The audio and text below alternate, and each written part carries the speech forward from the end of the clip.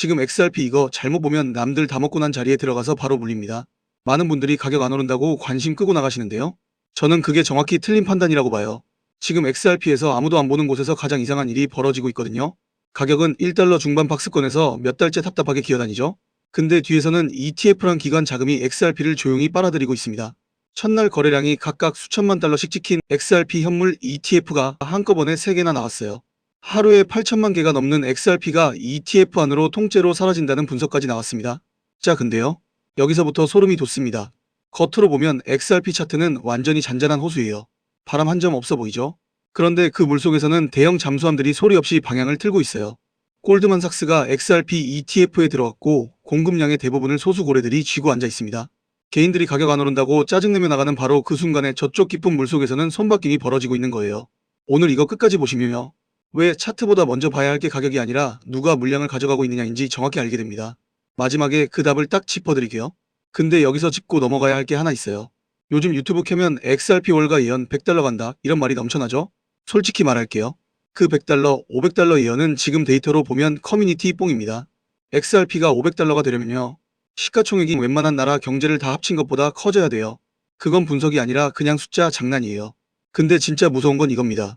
그 숫자가 헛소리라고 해서 XRP 스토리 자체가 비어있는 건 절대 아니라는 거예요. 여기서 시장이 또 틀립니다. 초보자는 가격이 안 오르면 관심을 끊어요. 근데 진짜 돈 굴리는 사람들은 가격이 안 움직일 때 오히려 물량을 봅니다. 누가 팔고 누가 그걸 받아내는지, 그 물량이 거래소로 빠지는지 아니면 ETF 금고로 들어가는지를 본다는 말이에요. 오늘 영상 뒷부분에 제가 정말 피를 토하는 심정으로 준비한 게 하나 있습니다. 스탠다드 차타드가 8달러의 조건으로 걸어둔 그 핵심 방아쇠, 그 방아쇠가 당겨지는 정확한 순간에 XRP와 함께 움직일 월가가 이미 조용히 쓸어담고 있는 또 하나의 자산이 있습니다. 근데 이걸 이 공개 영상에서 이름까지 다 까버리면 향후 여러가지로 문제가 될 소지가 큽니다. 이유는 뒤에서 정확히 말씀드리겠습니다. 그래서 우선은 우리 구독자분들 중에서 저한테 따로 신청해주신 분들에 한해서만 이 자료를 공유해드리려고 합니다. 방법은 어렵지 않아요. 지금 이 영상 밑에 설명란 내려보시면 설문 링크 하나가 걸려 있습니다. 거기 들어가셔서 항목 체크하시고 연락처를 남겨주세요. 연락처가 있어야 저도 여러분께 자료를 보내드릴 방법이 있으니까요. 여기서 이렇게 좋은 걸 왜 공짜로 주냐 하실 겁니다. 당연한 의심입니다. 근데 저도 여러분과 똑같이 XRP 들고 있는 개인 홀더예요. 저 혼자 아는 것보다 우리 구독자분들이 같이 흐름을 읽고 같이 대응할 때 이 채널이 성장합니다. 여러분의 수익이 곧 이 채널의 힘이에요. 그래서 돈 한 푼 안 받고 드리는 겁니다. 받으셔서 손해보실 일은 1원어치도 없습니다. 그리고 아직 다 말씀 못 드린 게 있습니다. 이 자료를 왜 지금 이 타이밍에 받아야 하는지 그 진짜 이유는 영상 끝부분에서 마저 말씀드리겠습니다. 다시 본론으로 넘어가겠습니다. 실제로 얼마 전에 2억 개 규모의 고래 투매가 나온 적이 있어요. 상식적으로 이 정도 물량이 시장에 쏟아지면 가격이 폭삭 주저앉아야 정상입니다. 그런데 가격은 겨우 1% 남짓 빠지고 끝났어요. 이게 무슨 의미인지 아시나요? 누군가가 그 매도 폭탄을 하는 소리 없이 다 받아냈다는 겁니다. 트위터에서 XRP 죽었다고 다들 떠들고 있을 때 어떤 손은 그 약세를 통째로 삼키고 있었던 거예요. 그러니까 진짜 질문은 이렇게 바뀌어야 합니다. 이 판을 움직이는 엔진이 차트 패턴일까요? 아니면 ETF하고 규제하고 유동성이라는 눈에 안 보이는 파이프라인일까요? 자, 그럼 이 판이 어떻게 돌아가는 건지 제대로 뜯어봅시다. XRP 월가 예언의 진짜 뼈대는요, 가격 목표가 아니에요. XRP가 제도권 결제망 안으로 은행 시스템 안으로 월가 상품 진열대 위로 기어 올라가는 구조적인 재평가입니다. 이거 하나만 잡으면 오늘 얘기 다 이해됩니다. 먼저 ETF 얘기부터 할게요. ETF가 뭐냐? 쉽게 말하면 코인을 월가 백화점 진열대에 올려놓은 포장 상품이에요. 안에 든 건 XRP인데 겉은 그냥 증권 계좌에서 사고 파는 익숙한 상품입니다. 이게 왜 게임 체인저냐? 예전엔 기관이 XRP 사려면 개인처럼 거래소 계정 만들고 지갑 관리하고 해킹 걱정하고 컴플라이언스 부서랑 멱살잡이를 해야 했거든요. 근데 ETF가 생기니까 그 모든 과정이 한 번에 증발한 겁니다. 버튼 하나로 사요. 그러니까 돈이 안 들어올 수가 없어요. 초기 ETF들이 출시되자마자 첫날에만 5억 달러가 넘는 돈이 한꺼번에 밀려 들어왔습니다. 심지어 가장 보수적이고 돌다리도 안 두드리기로 유명한 대형 자산운용사까지 자기 고객들한테 XRP ETF 문을 열어줬어요. 이게 무슨 뜻이냐면요. 이제 월가가 XRP를 살 통로 자체가 완전히 뚫렸다는 겁니다. 여기서 이 흐름을 정확히 짚은 사람이 있어요. 블랙록의 레리 핑크가 최근에 이 말을 반복하고 있습니다. 모든 자산은 토큰화될 것이고 토큰화는 시장의 미래다. 이 말의 진짜 뜻이 뭐냐면요. 자산운용의 정점에 있는 사람이 크립토를 장난감이 아니라 금융 인프라의 다음 버전으로 보고 있다는 거예요.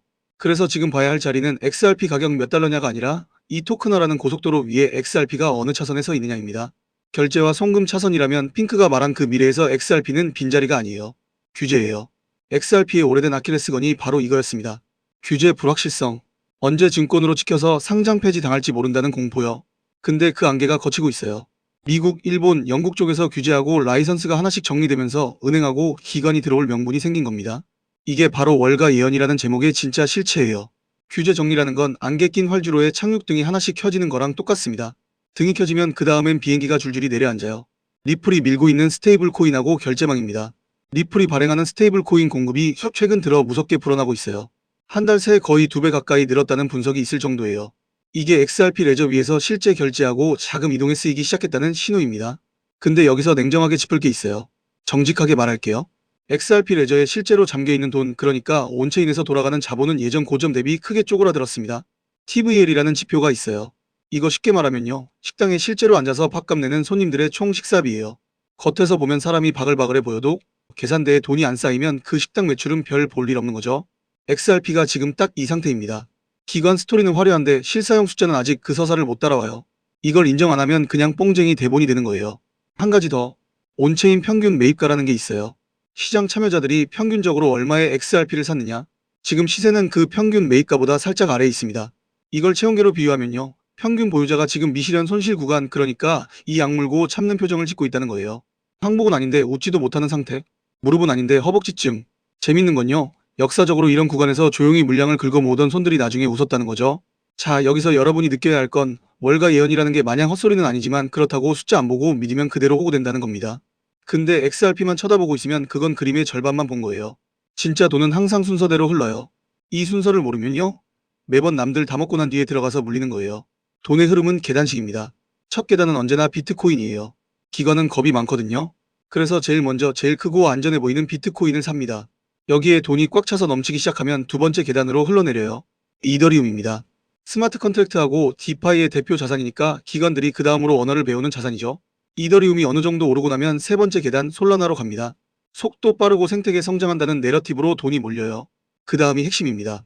여기 한 줄만 외워두시면 오늘 게임 끝나요. 여기까지 오면 시장이 스스로 질문을 던져요. 아직 덜 오른 메이저 알트 중에서 제도권이 좋아할 만한 스토리가 남아있는 게 뭐냐? 바로 이 지점에서 XRP가 무대로 다시 걸어 들어옵니다. 물이 높은 저수지에서 낮은 논으로 차례차례 흘러내리는 거랑 똑같아요. 위에서부터 차오르다가 결국 마지막 논까지 물이 도달하는 거죠. 여기서 XRP의 포지션이 재밌어요. 이더리움하고 솔라나가 앱스토어라면, 그러니까 그 위에 온갖 디파이 앱이 돌아가는 플랫폼이라면 XRP는 성격이 완전히 달라요. XRP는 한마디로 은행과 은행 사이를 잇는 돈의 고속도로입니다. 디파이 앱 개수로 승부 보는 애가 아니라 결제망하고 기관 접근성으로 승부 보는 애라는 거예요.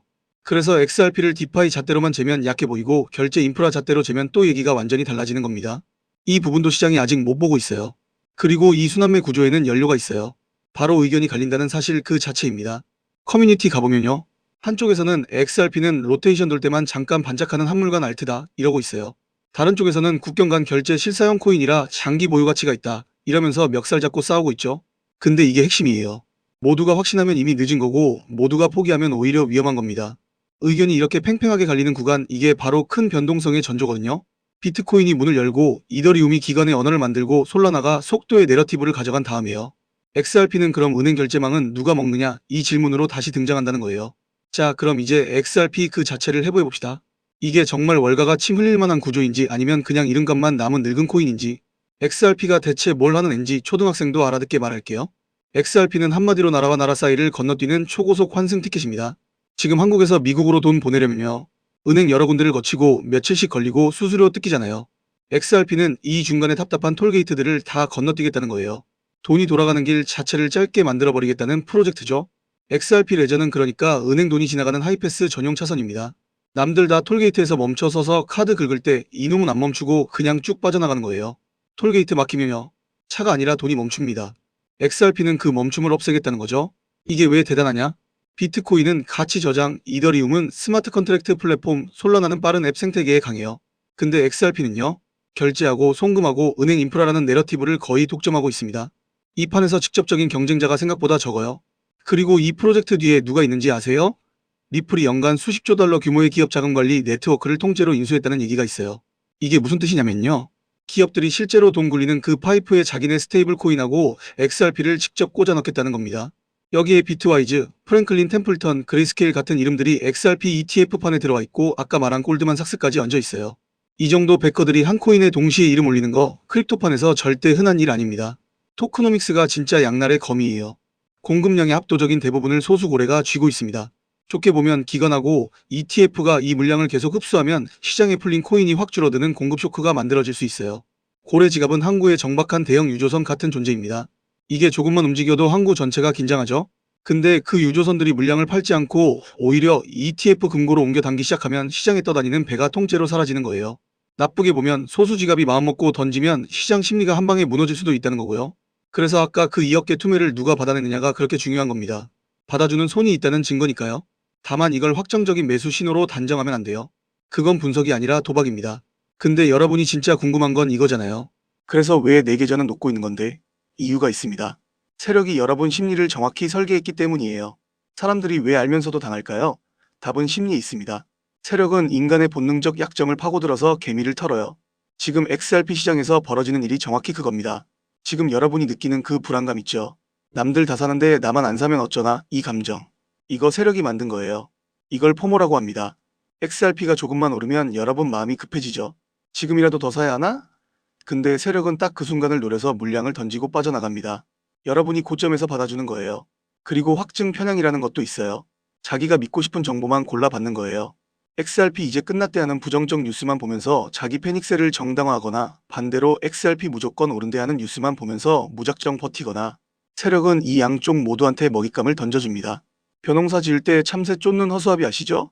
세력은 여러분 눈앞에 허수아비 뉴스를 세워놓고 정작 자기들은 뒤에서 알곡을 조용히 다 걷어갑니다. 여기서 앵커링 효과라는 것도 무섭습니다. 여러분이 처음 XRP 산 가격, 그게 머릿속에 딱 박혀버려요.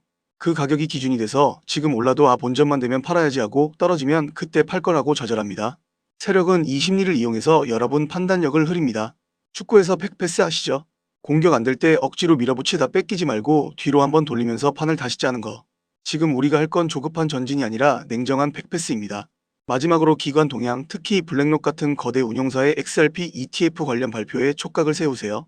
이 이벤트 전까지는 절대 물량 털리지 마세요. 한마디로 정리할게요. XRP는 월가가 가격을 예언한 코인이 아니라 월가가 들어올 통로가 뚫린 결제 인프라 코인입니다. 이 한 줄만 기억하세요. 근데 리스크도 정직하게 박아드리게요. 가장 큰 약점은 아까 말한 온체인 사용량입니다. ETF 스토리, 기관 스토리는 화려한데 실제 XRP 레저에서 일어나는 거래 수하고 신규 지갑 생성이 줄어들고 있어요. 실제 사용이 가격 서사를 못 따라오고 있다는 뜻이에요. 이게 언제 뒤집히느냐 아니면 끝까지 못 따라오느냐. 이게 이 코인의 진짜 승부처입니다. 자, 오늘 핵심만 딱 정리합니다. XRP 월가 예언의 본질은 100달러 같은 숫자 맞추기 게임이 아니에요. 가격은 지루하게 1달러 중반에서 놀고 있지만 ETF하고 기관 접근성하고 스테이블 코인하고 고래 물량 이동은 뒤에서 판 자체를 다시 짜고 있습니다. 다만 온체인 사용량이 아직 약하기 때문에 XRP를 볼 땐 차트 한 장이 아니라 누가 물량을 가져가고 있는지 그리고 그 물량이 진짜 사용으로 연결되는지를 같이 봐야 합니다. 이 구조를 이해한 사람들은 이미 조용히 움직이고 있어요. 뉴스는 차트보다 늦게 도착하고 차트는 자금보다 늦게 움직입니다. 진짜 제일 먼저 움직이는 건 유동성이에요. 오프닝에서 던진 그 질문 누가 물량을 가져가고 있느냐? 이게 답입니다. ETF가 흡수하는 물량, 고래가 옮기는 물량, 거래소에 남아있는 물량. 이 셋의 줄다리기가 XRP의 다음 방향을 결정합니다. XRP를 예언으로 사면 흔들립니다. 하지만 유동성의 이동으로 보면 최소한 무엇을 기다려야 하는지는 보여요. 이건 뉴스로 알았다면 이미 늦은 자리입니다. 흐름을 먼저 읽는 사람만 타는 자리예요. 자, 그러면 여기까지 봐주신 여러분들께 앞서 설명드린 그 코인의 정체를 알려드리겠습니다. 왜 이렇게 좋은 걸 유튜브에서 이름을 못 가느냐? 세 가지 이유가 있습니다. 이 이름이 무분별하게 퍼지는 순간 세력이 냄새를 맡고 빠져나가면서 가격이 무너집니다. 그러면 지금 들어가야 할 여러분만 손해예요. 그리고 이름을 공개하는 순간 온갖 사칭 스캠 코인들이 비슷한 이름으로 쏟아져 나와서 선량한 홀더들이 가짜를 사고 피해를 봅니다. 마지막으로 저는 이 채널을 믿고 함께 해주신 우리 구독자분들을 먼저 지키고 싶기 때문입니다. 언론에 기사가 깔리고 개미들이 우르르 달려들 때 사면 이미 늦습니다. 남들이 다 아는 순간에는 큰 수익 구간이 이미 지나가 있어요. 다만 진짜 구독자분들께만 드리겠습니다. 구독도 안 누르고 정보만 가져가시려는 분들까지는 못 챙겨요. 설문에 구독 확인 항목 있으니 꼭 체크해주시고 아직 구독 안 하신 분은 지금 1초면 됩니다. 눌러주세요. 다시 말씀드리지만 이거 유료 아닙니다. 1원도 안 받아요. 저는 이미 이 채널 성장하는 걸로 충분합니다. 여러분이 수익 내는 모습 보는 게 요즘 제일 큰 보람이에요. 그리고 이 코인 이름 받으신 다음에 또 고민되실 겁니다. 언제 사고 언제 파느냐? 그거 혼자 하시겠어요? 지금 제가 운영하는 실시간 방에서는 매일 아침 시황 브리핑부터 매수 매도 타이밍까지 같이 봅니다. 어제도 수익 인증이 17건 올라왔어요. 혼자 차트 보면서 밤새 불안해하는 것과 같이 실시간으로 대응하는 건 완전히 다릅니다. 혼자 가면 느리고 불안하고 같이 가면 빠르고 확실해요. 근데 이 방은 정원 관리를 하고 있어서 이번 신청 지나면 최소 한 달은 안 엽니다. 설문 남기신 분들 중에서 원하시는 분만 따로 초대해드리겠습니다. 판은 이미 짜여졌습니다. 세력은 이미 움직였어요. 남은 건 여러분이 그 버스에 올라타느냐 아니면 정류장에서 뒤늦게 손 흔드느냐입니다. 도움이 되셨다면 구독하고 좋아요 눌러주세요. 다음엔 더 큰 거 가져오겠습니다.